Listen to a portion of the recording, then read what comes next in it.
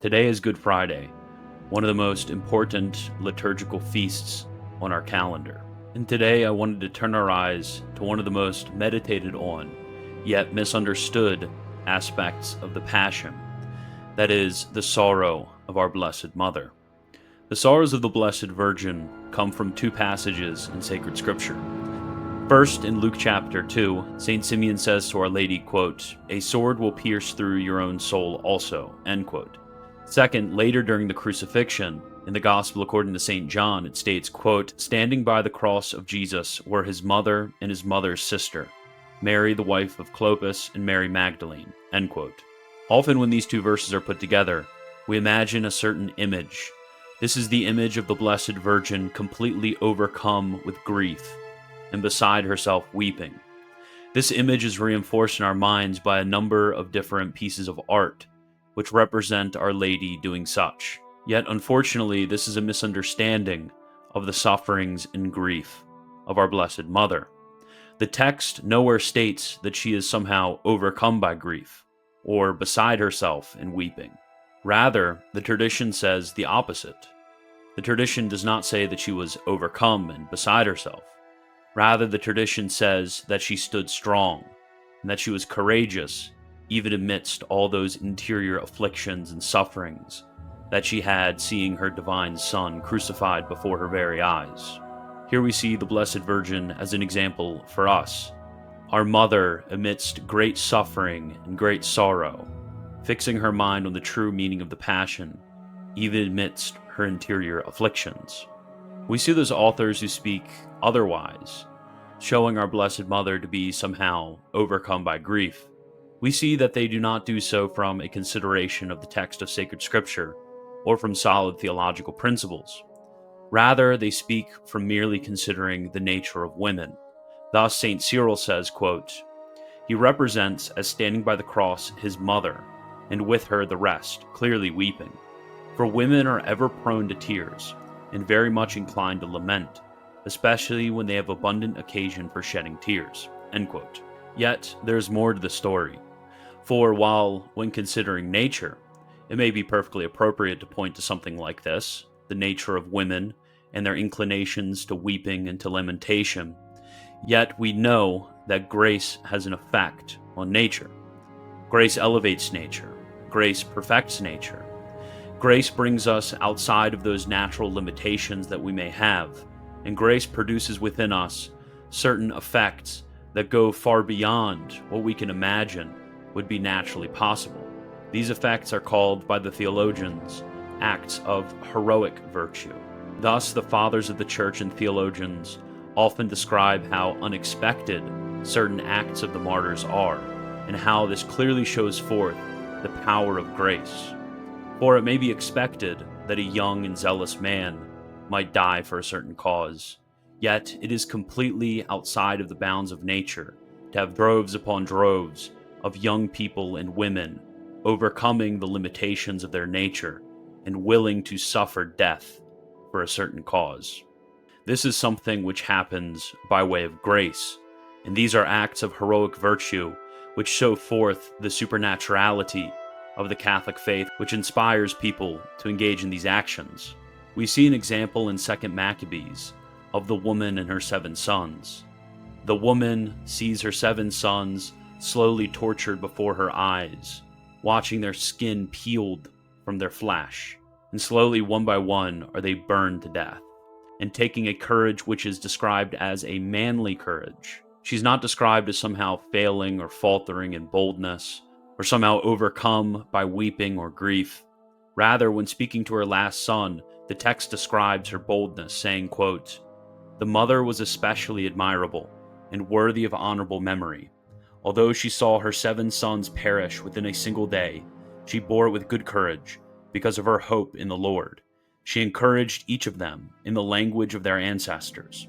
Filled with a noble spirit, she reinforced her woman's reasoning with a man's courage," end quote. Thus, St. Augustine comments, quote, "Let us follow Christ our head, so that we too may be followed by the ones whose head we are." This is an injunction that can be also given to women. For women too, after all, have something manly in them, by which to subjugate the feminine pleasures, by which to serve Christ and be in command of greed." End quote. This is something reflected in the many hagiographies of the Church, who describe female martyrs in a particular way, stating that they are manly in overcoming all of the pains of their martyrdom, and overcoming the world, the flesh, and the devil. Wouldn't it be perfectly reasonable then, the Blessed Virgin who encapsulates and exceeds all of those women of the Old Testament in such a light, wouldn't it be perfectly reasonable to view her with courage and not somehow overcome by her passions? In fact, this is how much of the tradition has viewed her. Thus, Cornelius a Lapide, summarizing the tradition, states, quote, "She stood therefore firm and erect in her body, more erect in her mind, looking and wondering at this great mystery of godliness, God hanging on the cross." End quote. This is something which is also present in the mystical tradition. Thus, continuing, he states, quote, "Saint Mechthild relates a vision in which she saw a seraph saluting the Blessed Virgin, on account of the great love she had to God above all other creatures, which was especially manifested in the passion of her Son, when she kept down all her human feelings, and rejoiced that he was wishing to die for the salvation of the world." End quote. This is something, of course, which ultimately comes from the great fathers of the Church, both East and West. Thus, St. Ambrose states, quote, "The mother stood before the cross, and when men fled, she remained intrepid. See whether the mother of Jesus could put off her modesty, who put not aside her courage. She looked with loving eyes on the wounds of her Son, through whom she knew that the redemption of all men would come. She stood no ignoble spectacle, since she feared not the murderer. The Son was hanging on the cross. The mother offered herself to the persecutors, as not being ignorant of the mystery, that she had borne one who would rise again." End quote. Further, representing the East, St. Athanasius of Alexandria states, "Mary stood most firmly and most patiently in her faith in Jesus. But when the disciples fled, and all men held aloof from her, to the glory of the whole of her sex, amidst the countless sufferings of her Son, she alone remained firm and constant in her faith, and indeed was a beauteous sight, as became her virgin modesty. She did not disfigure herself in the great and bitter sorrow. She reviled not, she murmured not. She asked not from God for vengeance on her enemies, but she stood as a well-disciplined, modest virgin, most patiently, full of tears, immersed in grief." End quote. Further, a bit later in the 6th century, Romanus the Melodist, a Byzantine hymnographer, states, quote, "Lay aside your grief, mother, lay it aside. Lamentation does not befit you who have been called blessed. Do not obscure her calling with weeping. Do not liken yourself to those who lack understanding, all-wise maiden." End quote. Thus we see that we need to hold two things together most clearly. On the one hand, we do affirm, with the tradition, that the Blessed Virgin did weep during the crucifixion. For if she lacked weeping, if she lacked tears, if she lacked any sort of grief, that surely would have been a sign of insensibility, for her interior suffering was greater than the suffering of anybody but her divine Son. Yet, on the other hand, we affirm that with courage, with boldness, she was in complete control of her passions. She was not overcome by tears, but she remained strong. Thus, St. Alphonsus writes that she wept silently, writing, quote, "Men were astonished when they saw this mother then keep silence, without uttering a complaint in this great suffering. But if the lips of Mary were silent, her heart was not so. For she did not cease offering to divine justice the life of her Son for our salvation." End quote. Here we learn a number of important things. On the one hand, we need to be careful about imagination in prayer, as I mentioned yesterday.